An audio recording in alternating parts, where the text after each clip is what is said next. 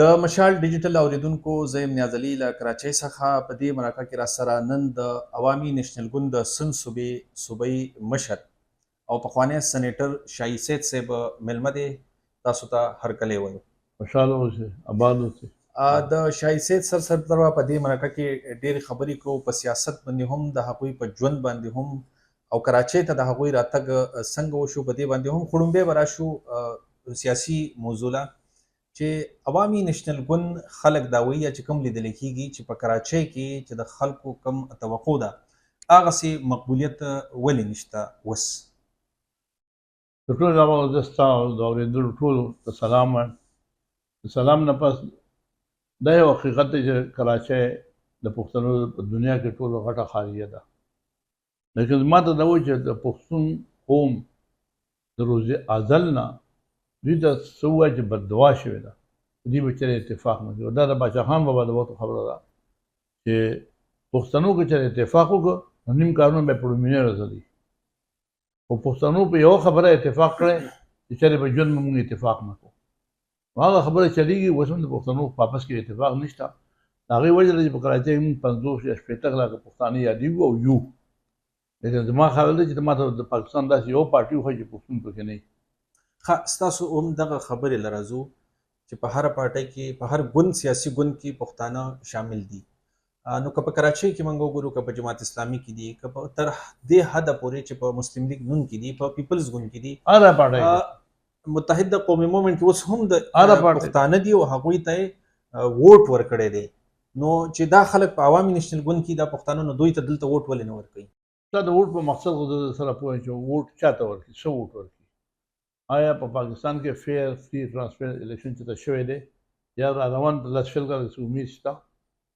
یو. دویمه خبره چې د پښتنو ووټ شته. پښتنو خپل ووټ په کوټه یا بلوچستان کې دي، دلته راغلي کار کوي، روزګار کوي، پیسې پیدا کوي، پیسې ګټي او ځي خپل کلي ته. خپل ووټ خو یې په کلي کې دی. زموږ سره د کراچۍ د پښتون سره چې کوم غلطۍ ورته ووایه، کوتاهۍ ورته ووایه، ناسمجۍ ورته ووایه. او بیا پښتون قوم چې کوم لالچ دی، هرس دی، بیا دا تربګني څه ته وایي. تره د چې کزن ماجر یا میمن یا کراچۍ والا جمله شوي زما کزن دی، کزن ای روډ ته وایي. موږ ورته وایي دا تربور دی، تربور. موږ دا وایو یار تربور ته مې ملامته نه کړي. زموږ ټوله انا ضد پښتو حسد د خپل ورور سره دی. موږ صرف په دې وجه خپله صحیح پارټي عوامي نیشنل پارټي ښه خوښه ده، ښه پارټي ده، مشران یې ښه دي. خو زما د تره زوی پکې دی. د دې څه علاج؟ تا سره څه علاج د دې شته؟ آیا په کراچۍ کې چې کوم پښتانه دي دوی خپل ووټ دلته نه دی رجسټر کړی؟ د ووټ رجسټر کولو ضرورت دی. ووټ چې ستا شناختی کارت دی نو ستا ووټ شته. خو زموږ دوه ایډرس دي، ډبل ایډرس دی، زموږ ووټ یې هلته اچولی دی. بیا په دې کې د ادارو رول دی. ادارې که وغواړي نن به زموږ د ټولو پښتنو ووټ په کراچۍ شي. هغې یې کوي نه. که نن هم هغې کمپیوټر ته کمان ورکړي نادره چې بھائی په مستقل پته باندې، په موجوده پته باندې ووټ شه، نو زموږ ټول پښتنو ووټ په کراچۍ کې شي. ایډرس یې خو زموږ ډبل دي. هلته خپل سنګل ایډرس پرېږدو ځکه هلته هم جایداد دی، هلته هم شاملیتونه دي، هلته هم کلی دی، هلته مطلب دا دی چې زموږ شراکتي جایدادونه دي. نو د هغې نه بیا بېدخله کېږو. بیا لکه قبایل چې خپل کلي ته ځي نو هلته ورته بیا رینجر او پولیس چې وایي ته خو کراچۍ والی، ته دلته څه کوې؟ هغه یې اپرېږدی، هغه قبایل دي، د هغې علاقې ځای خو هغه شناخت د مجبوریان هغه یو ایډرس کړي چې یو کوي هلته رانه ځي چې هغه ایډرس سم پالو نو ووټ راله هلته شي. زموږ سره څه قدرتي مسایل دي او څه د پښتنو خپل رخکړي پرابلم دي. کراچۍ کې چې د پښتنو یعنې یادېږي چې هغه حلقې چې پښتانه پکې زیاتره میشت دي. خو په تیر الیکشن نه مخکې هم موږ تاسو ویل، نورو ګوندونو هم ویل چې حلقه بندیانې چې کوم دي هغه صحیح نه دي شوي، ځکه په دغه سیمو کې ستاسو د ګوند یا د نور پښتون ملتپاله ګوندونو غړي چې کوم دي هغه کامیابي نشي ترلاسه کولی. په دې کې څه شک نشته. موږ د کراچۍ حلقه بندۍ چې څونه وي هغه به ایم کیو هم په خپل حساب کولی، هغوی به ځان نه کولی. پښتانه به یو شي به یو ته کړه، بله به بل ته کړه، بل د پښتنو هغه سریدي علاقه به وړه ختم کړه او هغوی به تباه کړه. هغوی داسې کسان هم چې کړي چې د پاک کالنۍ خلک د لالوکیت خلک پاک کالنۍ ته راوړلی، داسې کړي به یې ورسره او ټولې ایریا او دا به هغوی کول.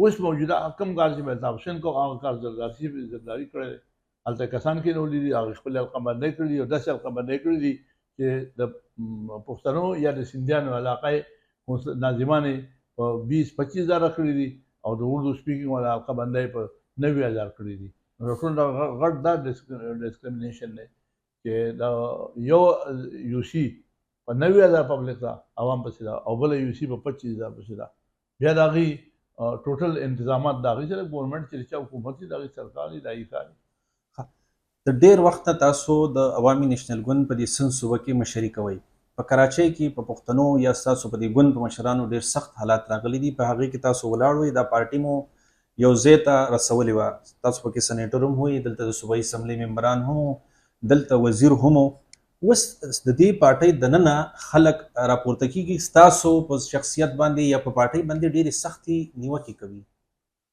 د هغې مین وجه دا ده چې زمونږ په پارټۍ په کراچۍ کې څومره بدبخت تېر شوی دی زما خیال په پاکستان کې بل یو صوبه یا په یو ښار داسې نه تېر شوی په دې کې بتې په دې کې مډر بوریبند لاشونه هر قسم شوي دي لیکن الحمدلله چا چې به د کراچۍ د دعوه کړو چې کراچۍ زما د هغه الطاف حسین هغه کم ځای دی ختم شو چا چې کړي جنونه د ګوزرجانو هغه په جیل کې دی ANP عوامي نیشنل پارټي د صوبایي سره د شایسیت په حیثیت باندې د ننه پورې زه په خپل کور ناست یم ولې چې موږ بتا اوسو نوم بدماشي کړی ها البته که زموږ په نوم چا غلط کارونه کړي او په جیل ته تللی د AP نوم استعمال شوی دغه شان موږ په پارټۍ کې د نن الحمدلله چې غلط سړی نه پرېښودی یو غلط سړی راته میلاو شو چې دی یا لینډ ګریبینګ کوي یا غلاګانې کوي یا غلط کارونه کوي د هغه بنیادي رکنیت ختمول د صوبایي صدر کار دی هغه ختمو هغه د چاړه ښه او خرابي اوس کریمینل عنصر دی او هغه را پیدا شي لکه مثال ما په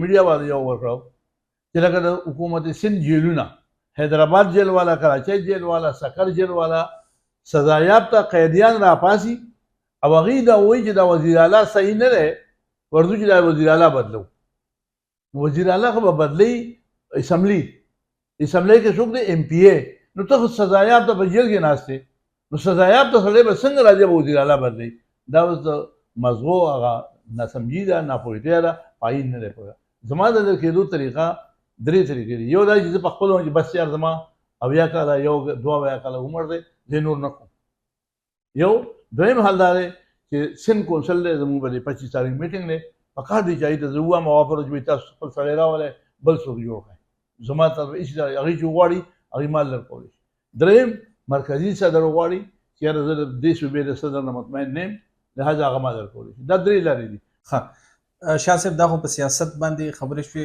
اوس به راشو ستاسو شخصي ژوند له کراچۍ ته مو تګ څنګه وکړ چې تعلق مو د کومې سیمې سره دی کله په کومه سیمه کې زیږېدلي کراچۍ ته څنګه راغلی زمونږ د ټول صوبې د خیبر پښتونخوا د مجبورو د کمزورو په وجه زم د خپل کلي نه زموږ په کلي کې د اتمه پورې سبق و بیا به ته مونږ مردان ته خاص تاسو کلی خاص بابوزو هغه زموږ چې اوس لسم ته شوی دی 12 شوی دی لیکن په هغه وخت د اتمه پورې و بیا مونږ یا کارډنګ ته یا مردان ته نو د هغې سبق د وجې نه بیا زه راغلم چې زه به کراچۍ کې به سبق وایم نو زه په هغې وجه راغلم او بیا دلته کې پاتې شو ظاهره بیا مې خپله پرایویټ نوکري هم کړې ده روزګار مو هم کړی دی دا الحمدلله ښه وه چې د کلي نه په خپل ټیکټ راغلم د چا نه مې قرض نه وي غوښتې د چا نه مې ویزا او څاروی نه و پټ کړی په خپلو پیسو په خپله راغلم په خپل وخت سره او بیا مې دلته کې مزدوري هم کړې ده کار نوکري مې هم کړې ده ټرانسپورټ مې هم کړی دی او د الله فضل دی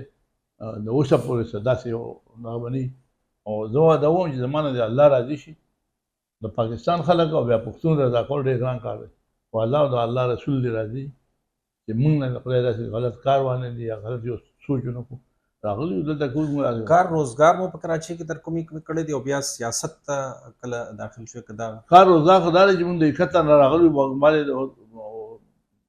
75 76 77 پر ما نوکري کړې 76 نه بس بیا خپل بزنس 77 نه بیا ما پولټري فارم دلته کې کړی دی دلته کې مطلب دی چې ټرانسپورټ مونږ کړی دی رکشه هم ساتلی ټیکسي هم ساتلی مزد هم ساتلی بیا د هغې سره سره مونږ د پان باغ هم لګولی دی په کراچۍ کې د چرګانو مو هم کار کړی دی بزنس خو چې کوم بیا په آخر کې ما ټیکسټایل میل اخیستی میل مې هم چلولی دی بیا د دې نه هټ کې هم په دوبۍ کې مې بزنس کړی دی امریکې نه مو ګاډي هم راغوستې دي نو بزنس هم مختلف کنسټرکشن مو کړی دی. اوس مو دغه کاروبار شته یا معاش مو څه دی؟ د اوس نن حقیقت دا دی چې پمپونه تقریبا ما ختم کړي، یو پمپ نیم دی چې ما کمپنۍ ته په رینټ ورکړي دي، شل پاکستان ته په کرایه ما ته خالي رینټ راکړي، زموږ سره په رینټ باندې چلېږي. د رینټ آمدن دی دا ځمکه وه په هغې وخت کې ما اخیستې وه په 25-30 لاک روپۍ باندې چې یې کړ په هایوې باندې وه. اوس پای کې یو هوټل دی، ریسټورانټ دی، یو پکې بیکري ده رحمت شیرین والا، یو دغه شل پمپ دی هغې دي. ما ته رینټ میلوي، ما ته خپل آمدن د رینټ د کرایو دی. کراچۍ ته اوس هم ډېر پښتانه راتګ کوي، نو که هغوی د ته څه میسج ورکول غواړي، که هغه د کاروبار دپاره راځي او که هغه دلته په سیاست کې هم دي؟ پښتنو ته میسج ورکول داسې دي چې لکه غر ته خبرې کوي. کوم قوم چې باچا خان بابا نه دی پوهه کړی، زما خو د پلار هم توبه، دا قوم د چا پلار نشي پوهه کولی. لالچي، حسدي، بس د لالچ په د انتها شوې ده، د خپل ورور هم نه دی. اوس چې دا کوم موجوده دا سیاست راغلی د عمران خان په وجه باندې، هغه کوم لایف کې چې کوم د پښتنو ریسپیکټ او عزت او مشري کشري دا ټول ختم شو. اوس صرف پیسه آرامه الله هر یو کار ده، ګناه ته ګناه نه وي.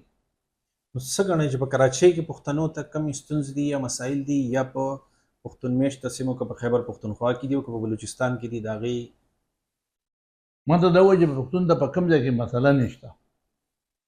هغه پښتون ته مسله نشته چې هغه د خپل ملک نه وتلی یا یورپ ته تللی یا امریکې ته تللی، هغه خپل روزګار خیال ته ناست دی. باقي که په افغانستان دی هغه هم تباه دی، د خیبر پښتونخوا دغه د هغې نه زیاته قبایل زموږ چې څونه د معززه او جرګمان او اصول پسند خلک وو، دومره کې هغه اوس تباه او برباد دي، یو بل وژني. افغانۍ څوک دی؟ مسلمانان یې زموږ وروڼه دي که نه. دا طالب څوک دی؟ دا خو زموږ ورور دی، زموږ بچی دی، بل څوک د امریکې نه نه راغلی، امریکایي نه دی، زموږ بچی دی. دې مدرسو دې خلکو دا فتوی ورکړه، ډالر یې واخیسته. مونږ خلکو باچاهان بابا یو خبره کړې وه، وایي ما پښتانه قتل او پښتانو پیسو پسې منډې، ما په پښتنو پسې منډې والې، پښتنو په پیسو پسې منډې والې. پښتانه پیسې ونه موندې او ما چې نه پښتانه ونه مونده. مونږ صرف لالچ او خپل ورور وژني، د پیسو لپاره خپل ورور. یعنې افغاني نن زموږ ورور مونږ وایي لر او بر یو افغان، اوس افغانۍ مونږ ته کنځل کوي او مونږ هغې ته کنځل کوو. دا څه وشو؟ دا ولې وشو؟ دا د پښتنو کلچر ښه نه و. میلمه دوست، انتهایی دینداره، هغه تباه او برباد شو. چې مري هغه ته هم پته نه شي چې ولې مرم، چې دا وژني والله چې هغه ته هم پته نه شي دا سړی وژنم ولې. دا په موږ چې اف سی والا وژنو، پولیس والا وژنو، هلته کې هغه څوک دی، هغه مسلمان دی، هغه بچي نه دي، ښځه یې نه ده، مور یې نه ده، لور یې نه ده، د هغې مور دپاره هغه بچی نه دی، موږ هغه هم وژنو.